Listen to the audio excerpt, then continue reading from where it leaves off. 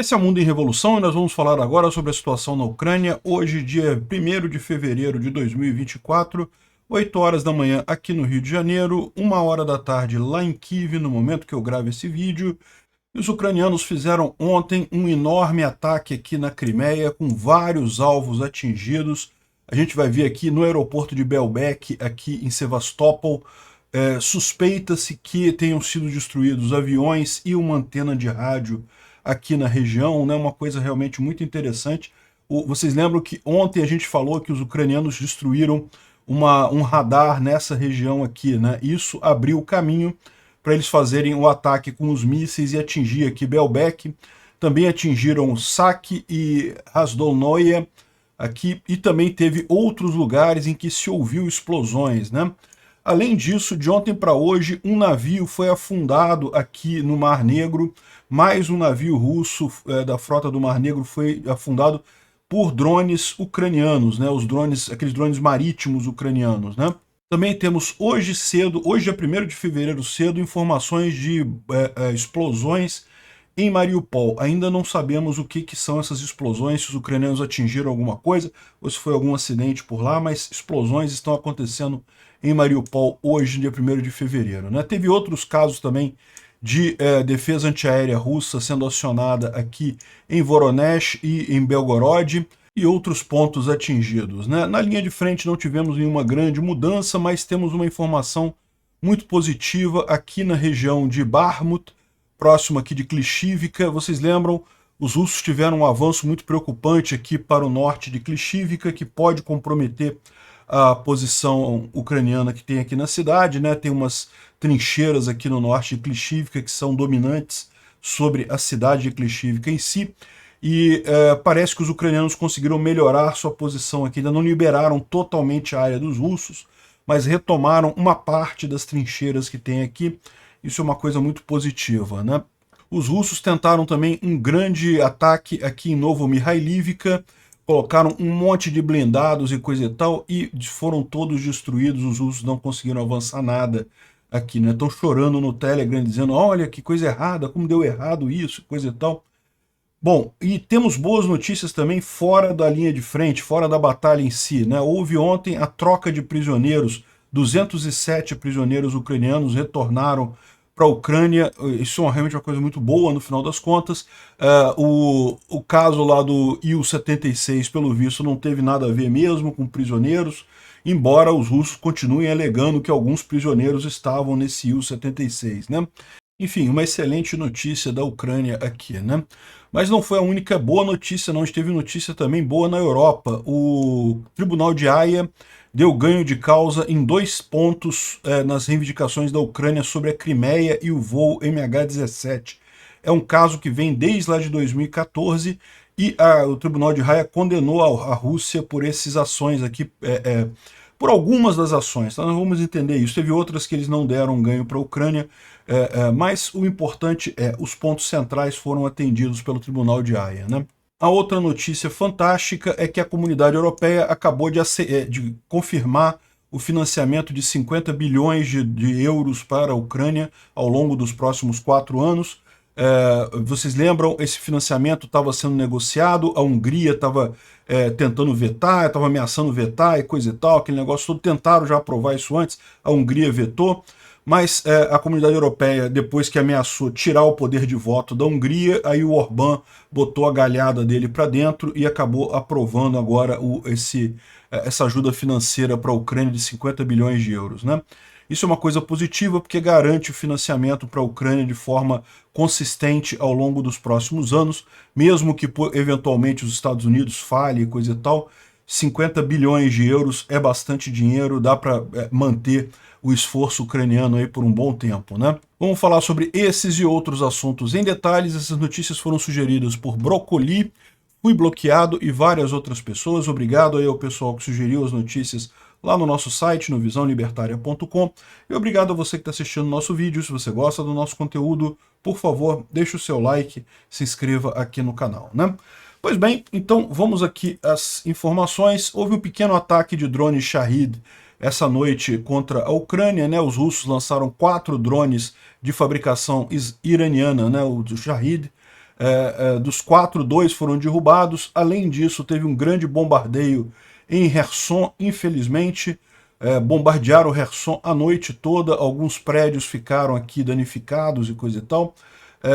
Felizmente ninguém foi ferido, mas teve muito dano material esse ataque contra Kherson de ontem para hoje, né? Aqui está a informação do bombardeio ali em Kherson. Na cidade de Tambov, na Rússia, os partisãos lá do grupo Atesh botaram fogo num posto de comando ferroviário, né? Isso daqui prejudica, evidentemente, a navegação dos trens lá na Rússia. Tambov fica mais aqui para trás na Rússia. Esse aqui é o Oblast de Tambov e a cidade de Tambov fica aqui. Então os partisãos botaram fogo nessa caixa de controle aqui, né? Agora, aqui foi Krasnodar, na Rússia, ontem de tarde. Alguma coisa pegando fogo aqui. E depois de noite teve um outro incêndio muito grande também. Esse incêndio aqui é no mercado ali em Krasnodar. Mais uma vez, a gente não sabe se tem alguma coisa de partisão, se foi acidente, se foi algum drone ucraniano. Enfim, mais um incêndio na Rússia, né? Tradicional incêndio na Rússia. Krasnodar fica nessa região aqui, no sul aqui da Rússia, né? Outro incêndio muito forte numa loja de departamentos acontecendo no Daguestão, na cidade de Buyansk. O Daguestão fica aqui, ó. Daguestão, essa região da Rússia aqui, junto ao Mar Cáspio. O nome daquela cidade, eu confesso que eu não sei exatamente onde é que fica, mas não faz muita diferença. É provavelmente um incêndio, apenas um incêndio acidental ali, né? Mais um incêndio na Rússia, tradicional incêndio russo. Bom, mas aí chegamos na principal notícia do dia, que foi justamente o enorme ataque ucraniano contra a Crimeia, né? A Crimeia ocupada pela Rússia, e começou aqui com a defesa antiaérea russa funcionando em algumas regiões. Um russo qualquer lá falou que era um exercício. Não, exercício que estão fazendo, né? Não parece muito exercício, não. Se você olhar esse vídeo aqui, deixa eu tocar o vídeo para vocês.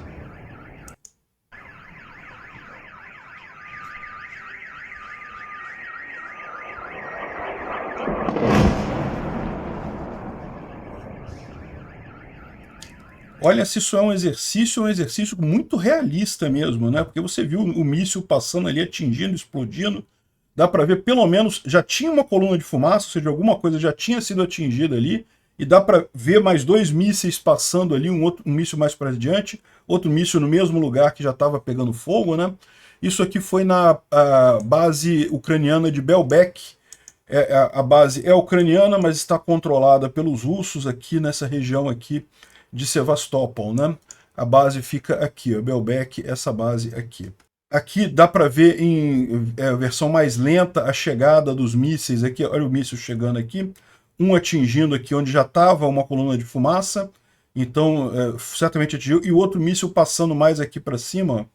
Segundo estão dizendo aqui, ó, foi atingido por Storm Shadow ou Scalp, o campo de Belbek, e existe um grande número de aviões ali na região, né? A gente tem informação de que pelo menos 3 foram destruídos, mas o objetivo principal não eram os aviões, né? A coluna de fumaça em cima do aeroporto de Belbek, ali em Sevastopol. Mas não foi só lá não, tá? Teve ataques também em Saki, Podzolne e também aqui em Feodósia, na Crimeia, né? Chegaram a fechar, inclusive, a ponte da Crimeia, mas vocês sabem, isso é padrão dos russos. Qualquer ataque na região da Crimeia, eles fecham a ponte da Crimeia, né? Isso daqui é uma informação que saiu aí num blog russo, de alguém dizendo isso, que teriam sido 3 aviões destruídos, 2 Su-27, um Su-30 e, além disso, 12 soldados russos mortos e 10 feridos, e também 9 membros da GRU, que é o Serviço Secreto Russo, também teriam sido mortos, né? A tradução dessa mensagem está aqui, ó. Notícias ruins da Crimeia. Nós perdemos 3 aviões e mais de 20 pessoal militar, né? Mais de 20 soldados.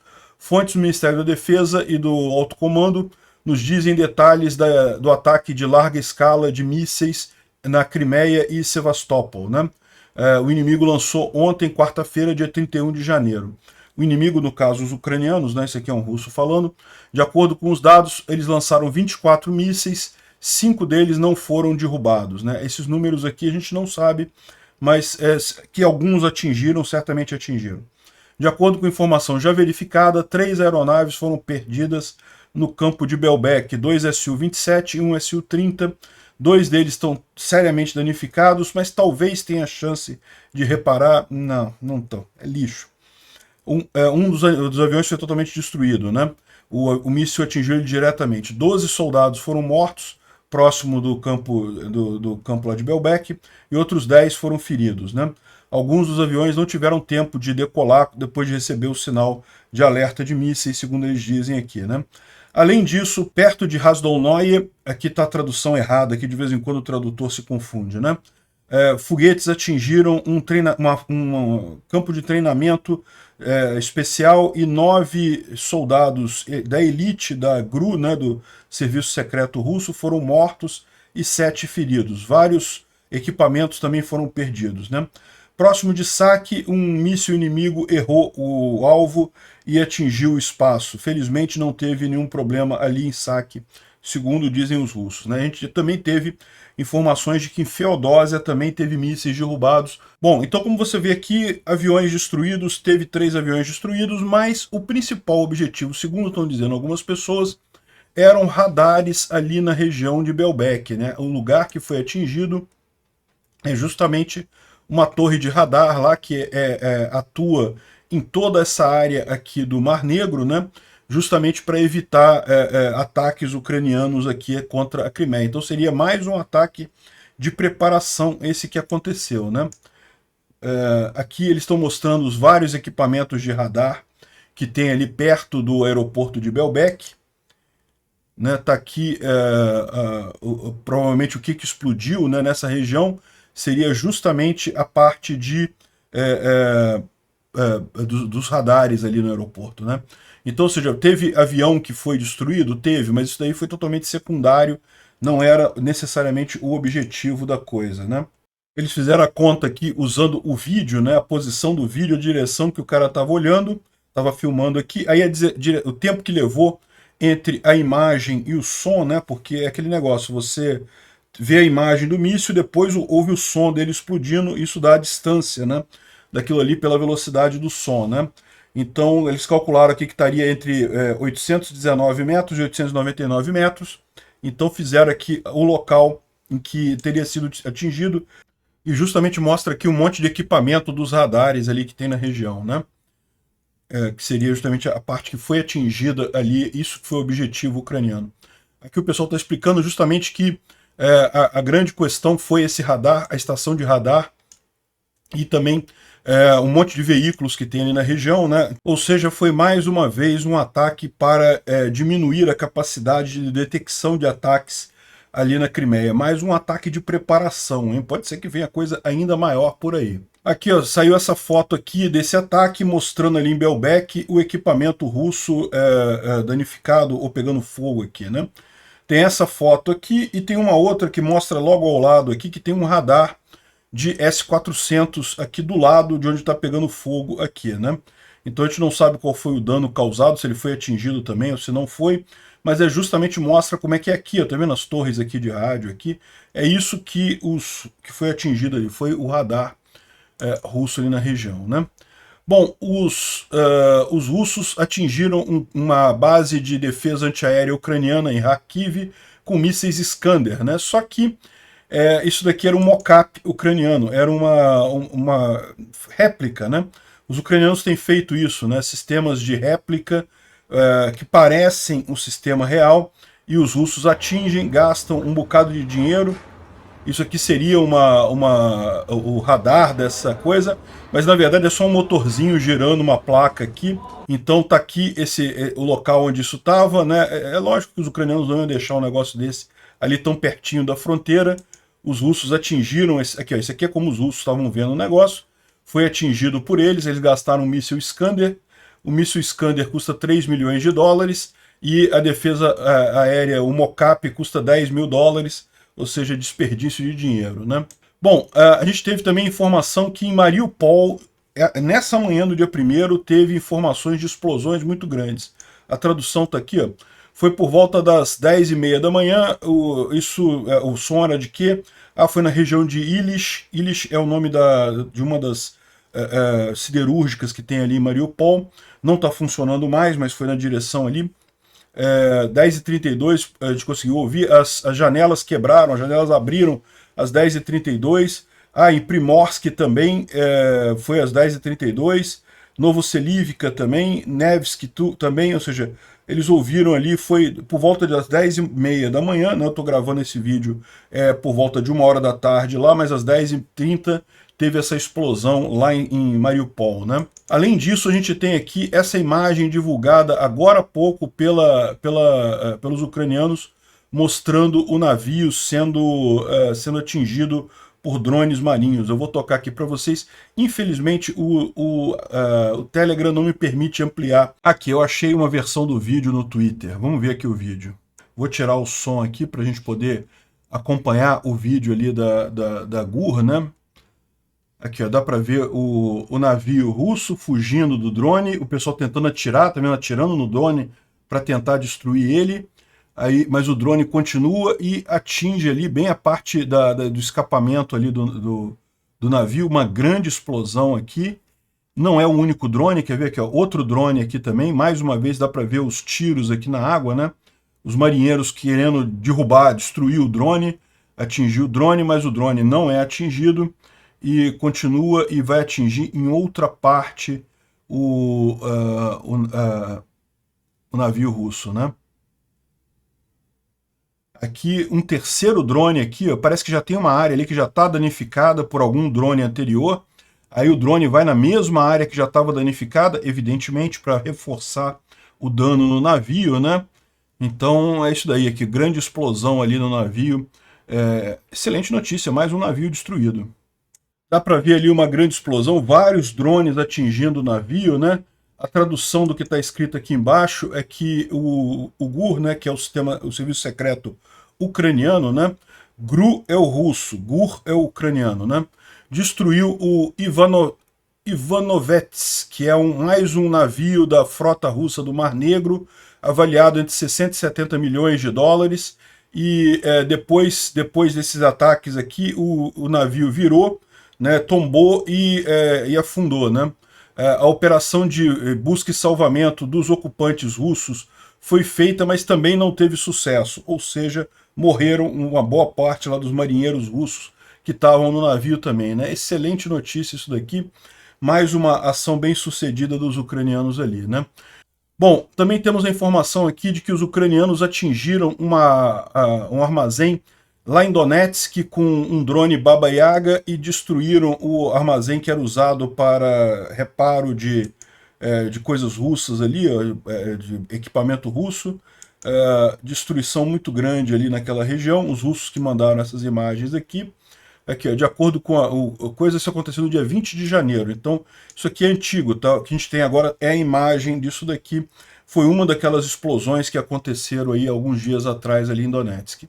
E olha só, isso aqui é novo, isso aqui é de hoje, né? Teve mais uma bavóvina ali em Donetsk, né? Bavóvina é algodão, né? É o termo que eles usam para explosão ali na região, né?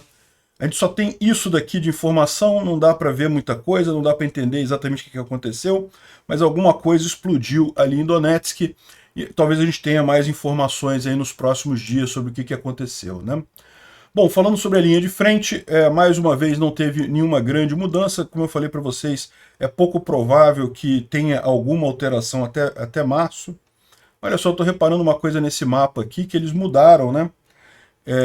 Aqui era o rio, era o reservatório de Kakhovka, e agora já aparece com a coisa real, né? Que não tem mais a água aqui, o rio é menor aqui, né? E, enfim, olha que curioso. Mas, embora não tenha havido nenhuma grande mudança aqui, teve um grande ataque russo aqui em Novomihailivka ontem. Os russos tentaram avançar aqui mais uma vez contra a cidade, mas falharam miseravelmente. Aqui, ó, esse aqui é o vídeo que tem de lá. Repara uma enorme coluna de tanques aqui de blindados russos tentando tomar Novomihailivka e no dia 30 de janeiro, né, ontem, ou anteontem, né, 2 dias atrás, e tinha aqui T-72, tinha blindado, tinha um monte de coisa, e os ucranianos foram com uns drones e começaram a explodir aqui, um T-72 aqui, outro T-72, mais um T-72. Esse daqui é um blindado de transporte de pessoal, outro blindado de transporte de pessoal, mais um tanque, outro blindado, outro tanque, e olha só, está ficando tudo pontilhado de coisas, né? Aqui outro blindado de transporte de pessoal. Gente, é o que eu falo para vocês, esse negócio de destruir blindado com drone, isso é uma coisa nova que os ucranianos descobriram, botaram agora. Vocês viram que eles colocam uma munição enorme num dronezinho pequenininho, e aquilo vai direto no tanque e destrói o blindado grande lá, o tanque, coisa e tal. Olha só, destruíram completamente a coluna dos russos. Aqui em outro ponto também, olha só, tudo destruído ali. Acabou que os russos não conseguiram avançar nada ali na região de Novo-Mihailivka e perderam um monte de blindados ali, né? Situação trágica realmente. E os ucranianos certamente usaram também artilharia, outros meios de defesa, mas é impressionante como é que os drones estão sendo muito usados para isso, né? Aqui algumas imagens aqui depois da tentativa russa, olha só, um monte de blindado aqui destruído na região ali, mais um monte de nuvem aqui de tanque explodido. Aqui também outra visão. Aqui já é as manobras do pessoal fugindo, né, dos russos fugindo. E o fato é isso, né? Acabou que não conseguiram avançar nada ali na região.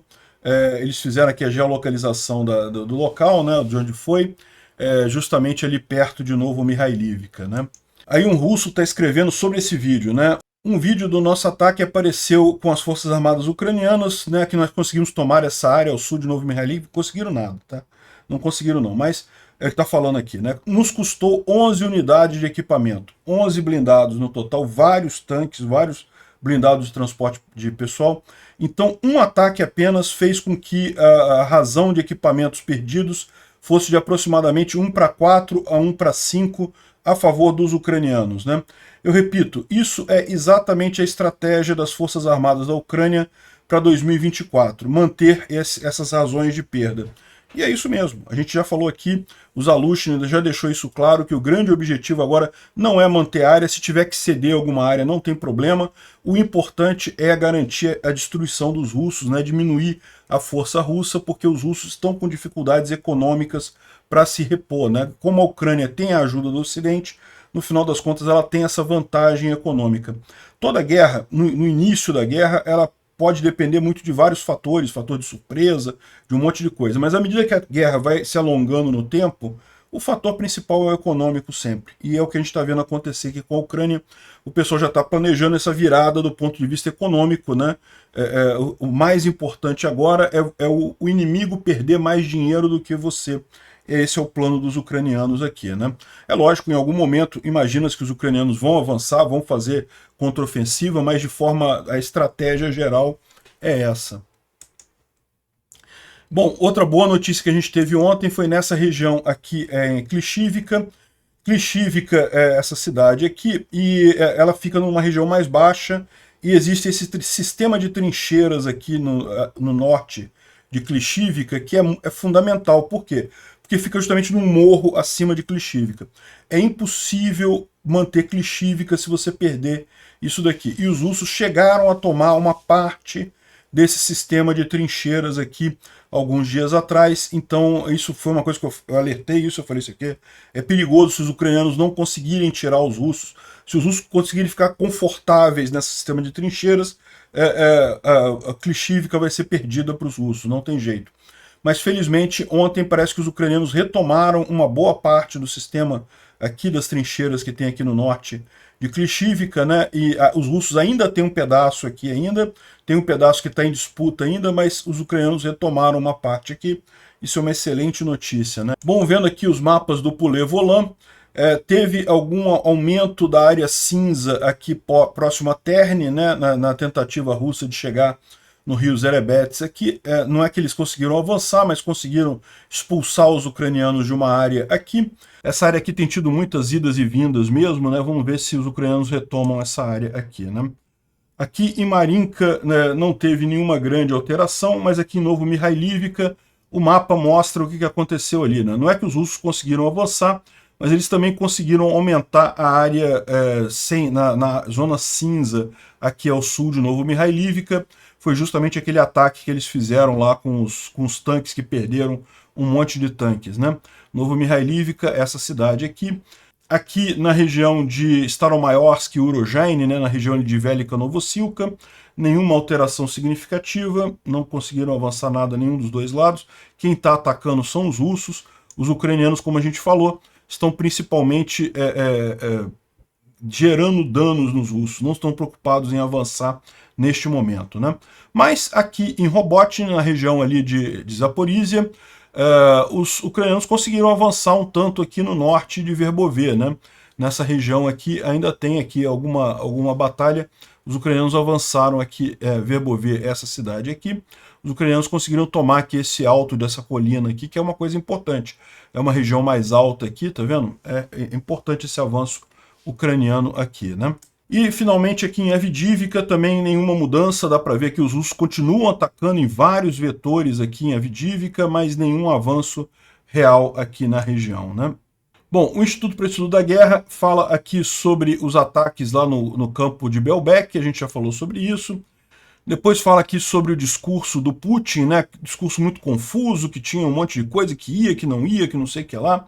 Bom, enfim, ele não disse nada, não acrescentou nada aqui, né? E fala também sobre a questão dos prisioneiros de guerra, que teve a grande troca de prisioneiros de guerra. Excelente notícia isso, é a segunda maior troca de prisioneiros de guerra. Mais uma vez aqui, 207 soldados ucranianos de várias armas, de vários locais que estavam em poder dos russos, foram trocados aqui. Não falou quantos russos foram em troca, né? Mas geralmente é 1 para 1 essas trocas de prisioneiros de guerra, né? Então tem defensores de Mariupol, da ilha de Zimny, a Ilha das Cobras, né? Tem um monte de gente aqui retornando para as famílias, né? Muito emocionante a coisa, o pessoal chorando, falando com os parentes e coisa e tal. O pessoal comemorando aqui, o pessoal chegando, né? Abraçando as pessoas, vendo o pessoal de volta. Realmente muito emocionante essa troca de prisioneiros, né? O pessoal, todo mundo alegre pra caramba. Tem alguns casos aqui de pessoal falando que não vê a hora de voltar para linha de frente. O cara se amarrando ali no chão ucraniano. Então, muito bacana isso, né? Aí você contrasta com isso daqui, que é os russos chegando do lado da Rússia, né? Chegando lá de avião lá na Rússia, e não tinha ninguém para receber, não tinha familiares, não tinha nada e coisa e tal. Enfim, um contraste muito grande com a felicidade dos ucranianos chegando na Ucrânia, né? Enfim, a questão toda né? Isso aqui, os que estavam naquela lista que supostamente estava no Il-76 foram retornados? Não, aqueles não foram retornados. Então não se sabe o destino deles, né? Mas é lógico, a Rússia não ia dar um mole desse, a campanha de propaganda deles é forte, eles certamente seguraram esses caras lá, ou o que é pior, o que muita gente teme, vão matar esses prisioneiros justamente para fazer valer o que eles disseram, né? Para fingir que é verdade que eles morreram no voo do Il-76, né? Enfim, não estavam aqui entre essa troca, mas outros voltaram para cá. E os russos disseram que o Il-76 que foi derrubado na região de Belgorod foi derrubado por um sistema Patriot americano. Isso foi descoberto por exame, né? Se os russos estão falando isso, então é porque provavelmente não foram os ucranianos mesmos que derrubaram, não foi um Patriot. Mas não sei, né? Não dá para saber exatamente o que foi. Como eu falei para vocês, os ucranianos chegaram a dizer que eles derrubaram o Il-76, depois voltaram atrás, mas não quer dizer que seja por conta de prisioneiros de guerra. Isso provavelmente foi porque justamente estavam usando uma arma americana no território russo, o que meio que fere aí o acordo entre os ucranianos e o Ocidente, né? Agora, com relação a haver prisioneiros de guerra ucranianos no avião, não tem nenhuma evidência disso, nenhum corpo, nenhum resto mortal, nada, não conseguiram provar nada disso daí, muito provavelmente foi só propaganda russa mesmo, né? O UOL, aqui numa reportagem super russete, super a favor da Rússia, fala sobre a condenação da Rússia no Tribunal de Haia, dizendo como se fosse uma vitória russa. Olha só como é que ele fala aqui, ó. Raya diz que Rússia viola leis, mas derruba principais queixas da Ucrânia. Não, peraí. Quando um tribunal fala que você viola a lei, quer dizer que o tribunal te condenou. Você foi condenado por um tribunal, né? Isso que significa violar leis. O tribunal justamente identifica que você violou leis, portanto você foi condenado, né? O que é esse caso aqui, né? Lá em 2014, quando a Rússia começou a invadiu a Crimeia, começou um negócio lá em Donbás e coisa e tal, a Ucrânia entrou com uma série de reclamações junto ao Tribunal de Haia, porque realmente é um crime, né? Isso daí foi invadido e coisa e tal. E o Tribunal de Haia deu ganho de causa para a Ucrânia, concordou que a Rússia invadiu a Ucrânia, ajudou os terroristas que invadiram ali, né? Hoje a gente sabe que é mais do que isso, né? A Rússia de fato estava dentro do território ucraniano, né? Mas o que foi colocado é justamente que eles ajudaram os terroristas que tomaram o território ucraniano, né?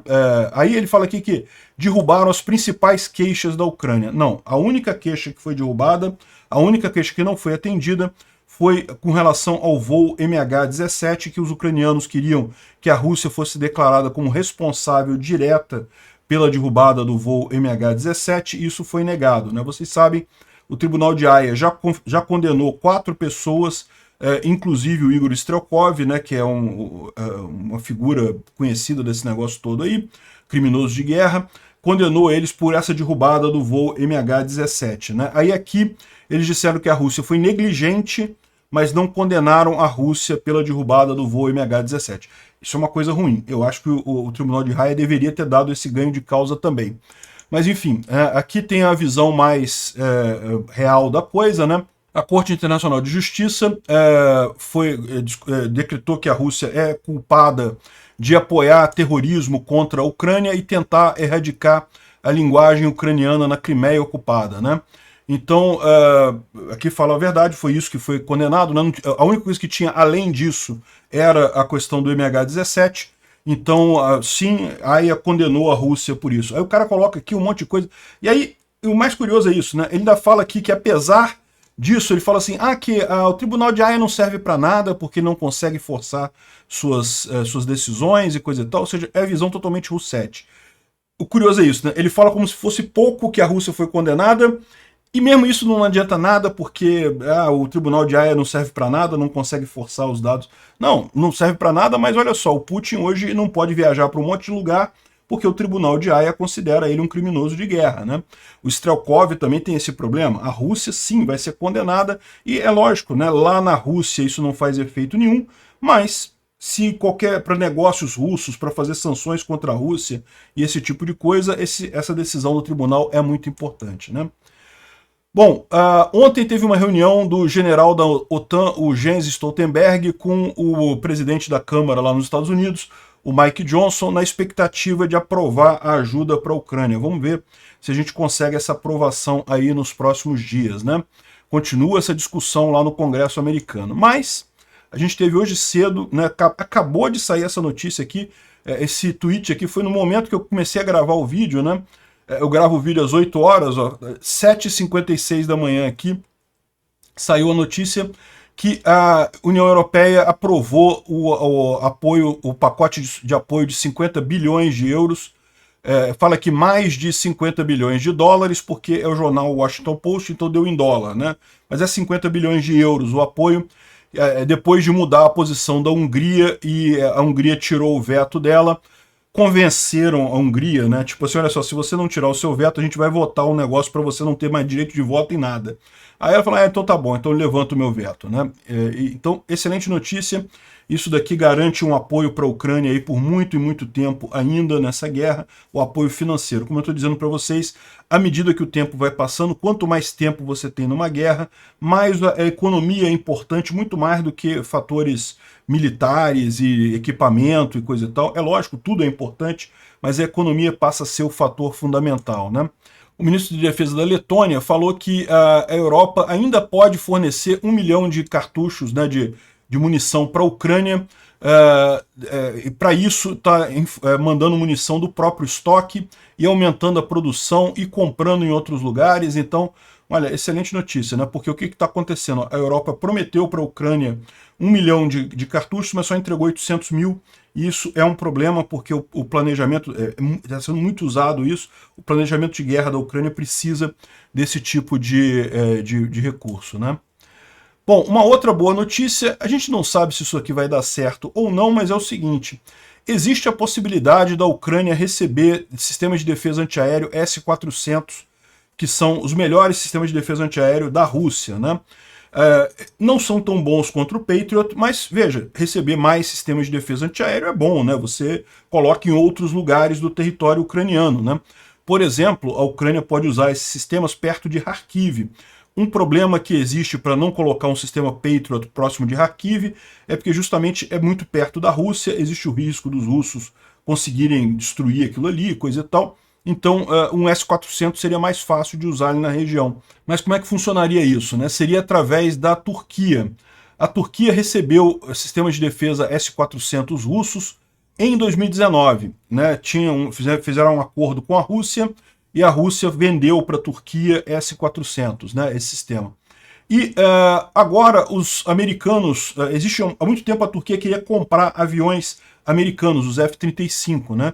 E desde aquele golpe que teve contra o Erdogan, que o Erdogan se manteve no poder usando forças aí excessivas e coisa e tal, os Estados Unidos tinham congelado essa venda dos F-35 para a Turquia.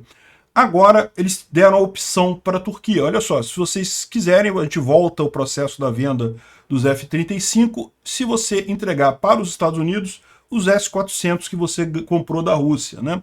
E aí os Estados Unidos podem entregar esse S-400 para a Ucrânia. Certamente os americanos vão querer dar uma inspecionada para entender como é que é o sistema russo, né? Isso daí certamente é uma coisa de valor para os americanos também. Mas aí depois pode repassar isso para os ucranianos e a Ucrânia pode acabar com mais sistemas de defesa antiaéreo russos, né, os mais modernos. A Ucrânia tem até o S-300. O S-300 ainda era da época soviética, mas o S-400 é mais moderno, né? Diz a Rússia que é tão bom quanto ou melhor que o Patriot. Não é, tá? É bem inferior ao Patriot. Mas é mais um sistema de defesa antiaéreo, pode ajudar em alguma coisa, né? Obrigado por assistir o vídeo até o final. Se gostou do conteúdo, não esqueça de deixar o seu like, isso ajuda o canal a crescer e a chegar para mais gente. Se não gostou, deixe o dislike e explique nos comentários como podemos melhorar. Comente também sugestões de temas que podemos trazer por aqui. Comentários insultuosos ou defendendo ditaduras e criminosos de guerra serão sumariamente bloqueados. Agradeço a compreensão. Se ainda não é inscrito no canal, considere se inscrever clicando no botão inscrever-se abaixo e marcando a campainha para todos os avisos. Se quiser ajudar o canal, veja no nosso site como você pode fazer isso.